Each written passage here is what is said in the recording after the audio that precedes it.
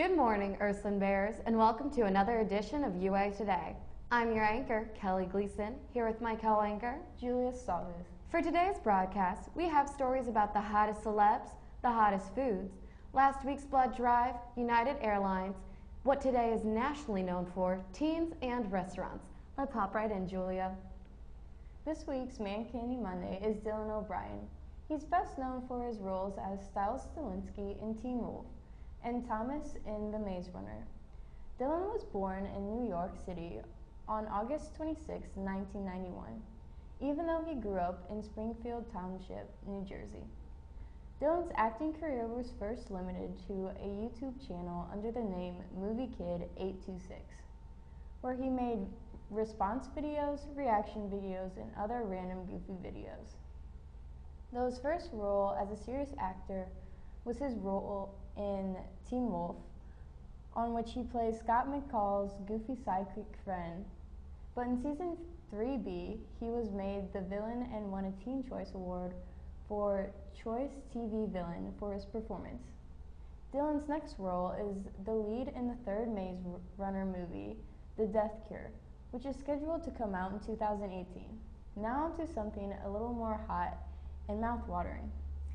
It began as a college dream, a vision of a restaurant that served the highest quality, freshest chicken finger meals, and nothing else.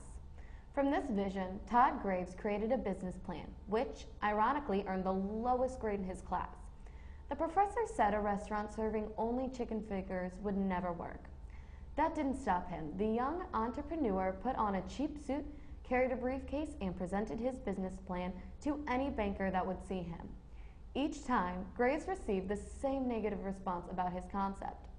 Some bankers even told him that he should give up the idea and get a real job.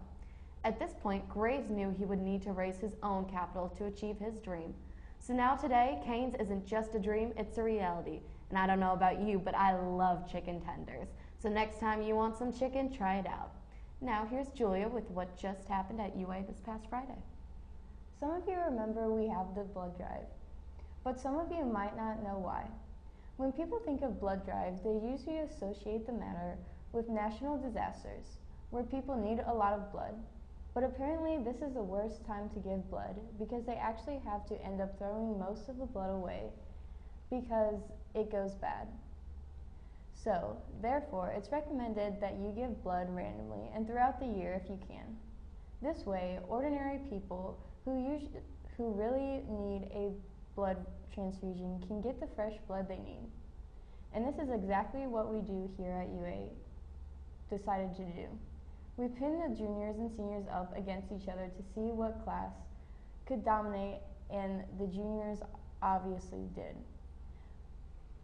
But the real win was how many people that came out to give blood to Mercy Hospital. From feelings inside to feelings outside, here's Kelly with the weather. That's right, Julia.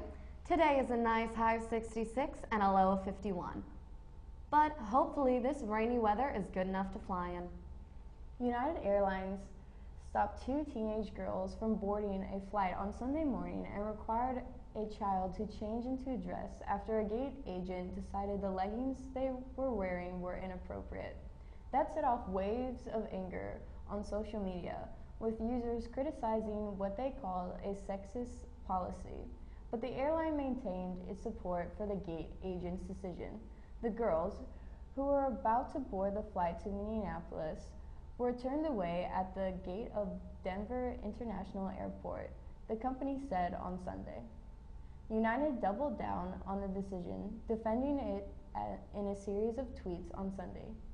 Now onto something a little bit more uplifting. Today is National Find a Rainbow Day.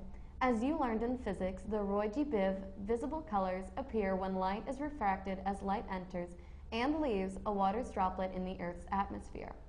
For some, the rainbow is a symbol of promise. To others, it may be a sign of hope or love. Whatever that is for you, go out and find it today. Now on to our next story. It is no secret that college is a huge stress factor for many students our age. With the fact that many of us will leave college in debt or unsuccessful to find a job, the future in general is a touchy subject for most. According to medicaldaily.com, a study was constructed to interview students, teachers, counselors, and other staff members of competitive private high schools like Ursuline.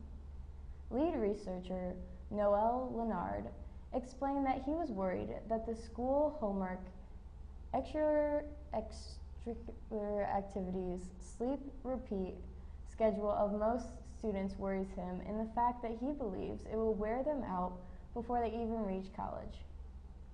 Myra Godds, the lead author of the experiment, says that she has no doubts that more than half of the students in private schools display symptoms of chronic stress disorders. 40% of parents said that their children are experiencing health-related issues that they believe are related to stress. I think that after doing 3 or more hours of homework a night, I'd be stressed too. It's ironic because 48% of the students in this experiment reported this, along with 49% of all their students reporting a great deal of stress on a daily basis. Now that you know about the stress of college, let's go to something that most of us teens use to de-stress: coloring. Some of you may think that crayons were created by Crayola, but that's not entirely true. History records have shown that Europe was the birthplace of a famous modern crayon. The first crayon was actually made of charcoal and oil. Crayola crayons were invented in 1902 by Binney and Smith. They modified the crayon to use wax instead of oil. So in this way, they reinvented the modern use of crayons. The co-founder, Alice Binney, came up with the company's brand name. She joined the French name cray, meaning stick of chalk, and ola, from the word oleaginous, meaning oily. They actually manufacture around 3 million crayons each year, and this year is going to be their 104th year anniversary. Just look online if you want to know more about these cool crayons' history. Now that you know what to write with, let's learn a new word for your colorful vocabularies. Today's word of the day is galfamy, which means a confused jumble or medley of things. Huh? Who knew? Here's something that everyone dreads: mornings. But let's see if you can spice up our routines with new ideas brought to you by Rachel Mertens. The first thing to do to make your mornings suck less is to not sleep in on the weekends. I know this can be hard, but trust me, it helps. Sleeping in late one morning and then trying to wake up early the next is seriously a confusion to your body. Number 2 is turning off your electronics at least 1 hour before you go to bed.